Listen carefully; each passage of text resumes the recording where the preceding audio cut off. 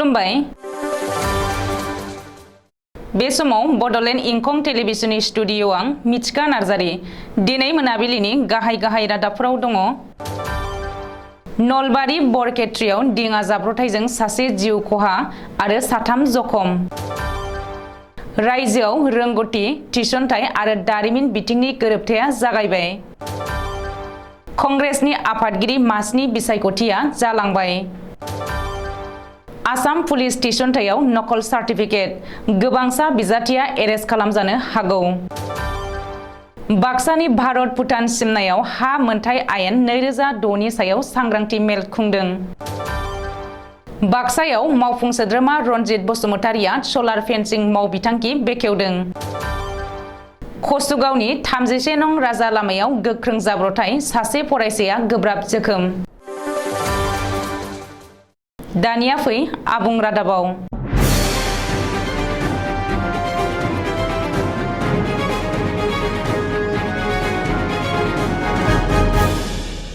नलबारि जिल्लानि बरखेत्रीयाव गिख्रंथाव दिङा जाब्रबथाय। नलबारि बरखेत्रीयाव गंनै दिङाया मोगा-मोगि सौग्रावलायदों।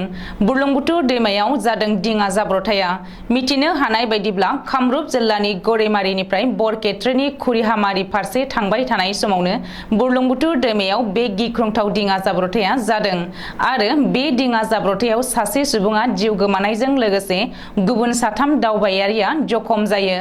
मख'नो गोनांदि दिङा जाब्रबथायाव जिउ गोमानाय सुबुंखौ आइजुल आरो गुबुन जखम जानाय सुबुंफोरखौ फारियै मकिबुल इस्लाम, आइजुद्दिन आहमेद, फरमान आली होननानै सिनायथिनो हादों। उननि समाव जखम जानाय साफ्रोमबो दावबायारिफोरखौ मुकालमुवा देहा फाहामसालियाव थिसननाय जायो। सुलुङाव फोरमायथिनाय बायदिब्ला मोनसे नखरनि सा 15 सोद्रोमाया दिनै गंसे दिङाखौ भारा लानानै कामरुप जिल्लानि गरैमारि फारकाटनिफ्राय बरखेत्रीनि खुरिहामारियाव थांबाय थानाय समावनो उल्था बिथिंनिफ्राय फैनाय गंसे दिङाजों मोगा-मोगि सौग्रावलायो। बे जाब्रबथायाव सासे सुबुङा जिउ गोमानायजों लोगोसे साथाम सुबुङा जखम जायो। गुबुन फारसे उल्था बिथिंनिफ्राय फैनाय दिङानि सासेबो दावबायारिया जेबो रोखोमनि जखम जायाखै आरो जिउ गोमायाखै होननानैबो खौरां मोन्दों। आसामाव दारिमिन रोंगौथि आरो थिसनथाय एबा स्किल डेभेलपमेन्ट एन्ड एन्टारप्रेनारशिप आरो रिक्रुटमेन्ट बिफानजों आसाम सोरखारनि गोरोबथा खालामनाया दिनैनिफ्राय जागायबाय। गिबि मन्त्रि डक्टर हिमन्त बिश्व शर्मा आरो बिफानारि मन्त्रि जयन्त मल्ल बरुवानि बाहागो लानायाव बे हाबाफारिखौ खुंदों आरो आसामखौ गुबुन गुबुन बिथिङाव जौगाखांहोनायनि थांखियै गुबुन गुबुन फसंथानफोरजों गोरोबथा खालामदों। रिपर्ट बादिब्ला जनता भवनाव खुंनाय बे हाबाफारियाव गुगोल, एजेभिएन limited, Tata Stripe, health care, SSC, Larsen and टार्ब इन्डिया, नौकरी.com आरो माइक्रसफ्ट बायदि कम्पानिफोरा आसाम सोरखारजों गोरोबथा खालामो। बे हाबाफारियाव आसामनि राङारि मन्त्रि अजन्ता नियग आरो लेबार मन्त्रि सन्जय किसानाबो बाहागो लादोंमोन। मख'नो गोनांदि बे गोरोबथानि गेजेरजों फैबाय थानाय समफोराव आसामाव सावस्रि खोन्दोआव बांसिनै जौगाखांहोनो हागोन होननानै गिबि मन्त्रि डक्टर हिमन्त बिश्व शर्माया फोरमायदों। गोलाव 22 बोसोरनि उनाव दिनै खुंफुंजाबाय कंग्रेसनि आफादगिरि मासिनि बिसायख'थि। दिनै फुंनि 10 रिंगानिफ्राय बेलासे 4 रिंगासिम कंग्रेसनि आफादगिरि बिसायख'थिनि भट आजावदों। बेलट पेपारनि जोहै खुंनाय जादों कंग्रेसनि आफादगिरि मासिनि बिसायख'थि। गान्धी नखरखौ नागारनानै दिनै कंग्रेसनि आफादगिरि मासिनि बिसायख'थि खुंदों। गोदान दिल्लीनि गाहाय मावख'जों लोगोसे हादरनाङै गासै मोन 65 भट मिरुआव दिनै भट आजावदों आरो बे बिसायख'थिनि भटखौ फैगौ 19 अक्ट'बर खालि सानगोन। मख'नो गोनांदि कंग्रेसनि आफादगिरि बिसायख'थिनि थाखाय हादरनाङै 9,000 निबो बांसिन भट दङ। आसामावबो 289 भट दङ। बेखौबो मख'नो नांगोनदि नखरारि राजखान्थिनि गोख्रों अजदफोर सिखांबाय थानाय कंग्रेस दोलोनि आफादगिरि मासिनि बिसायख'थियाव गान्धी नखरनि रावबो बाहागो लायाखै। बेनि सोलाय कंग्रेसनि गागि दैदेनगिरि मल्लिकार्जुन खारगे आरो शशि थारुरआ बिसायख'थियाव बाहागो लादों। मल्लिकार्जुन खारगे आरो शशि थारुरनि गेजेराव सासेया कंग्रेसनि इयुननि आफादगिरि जागोन।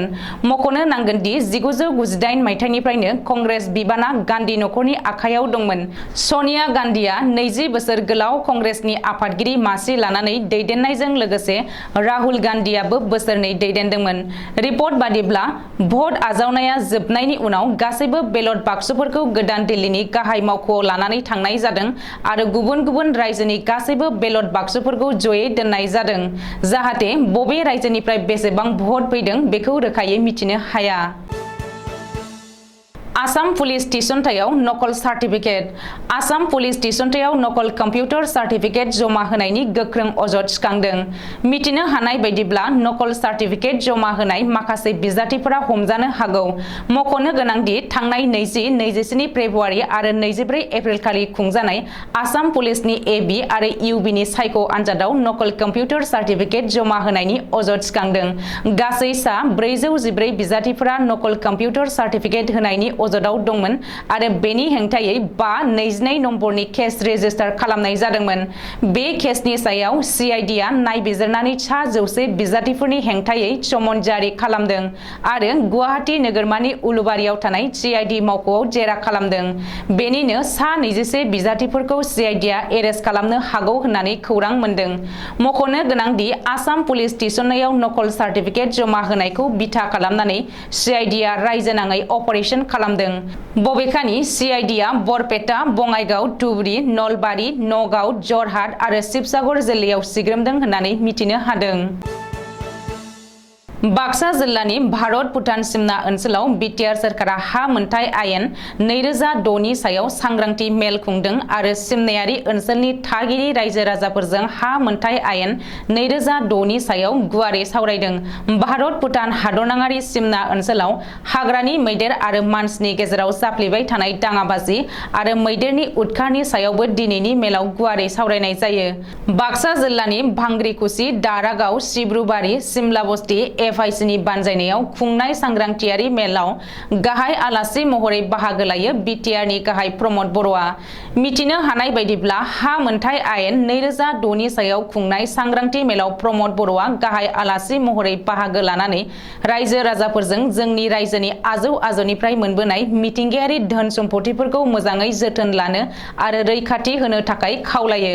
बबेखानि बिटिआर सोरखारा मेंनाय गैयालासिनो फिथाइ गोनां रैखा खालामनायनि गेजेरजों मानसि आरो मैदेरनि गेजेराव थानाय दाङाबाजिखौ फोजोबनानै सुबुंनि जिउफोरखौ रैखा खालामनो आरो सानफ्रोमबोनि थांना थानायाव हेफाजाब खालामनो खामानि मावगासिनो दं होननानैबो प्रमद बर'आ बुंथियो।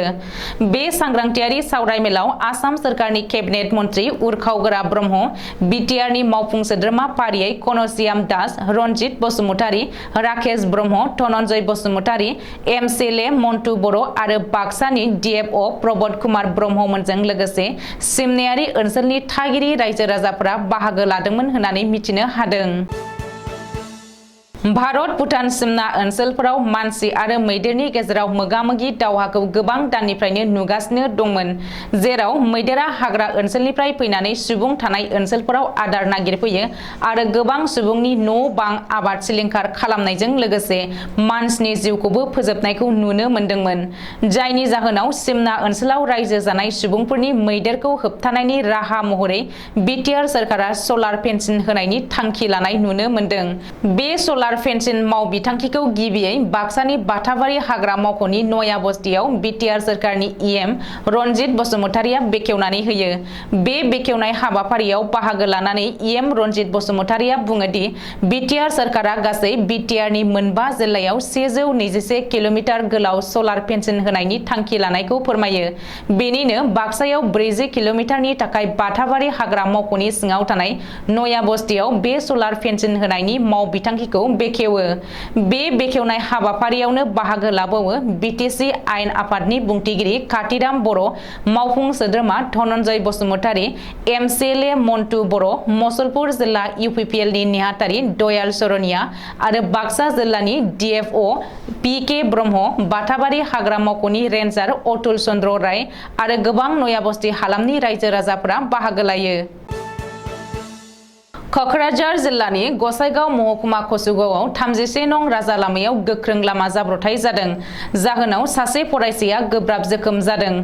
सुलुङाव फोरमायनाय बायदिब्ला गसाइगाव नवीन नोगोरनि रिंसार औवारी मुंनि सासे फरायसाया AA 16B7414 नम्बरनि गावनि CBZ बाइकजों दतमा कलेज फारसे थांगासिनो दंमोन। बे समावनो उल्था दिगनिफ्राय फैनाय WB 23D 7121 नम्बरनि गंसे 10 साखा गोनां ट्राकजों सौग्रावलायो।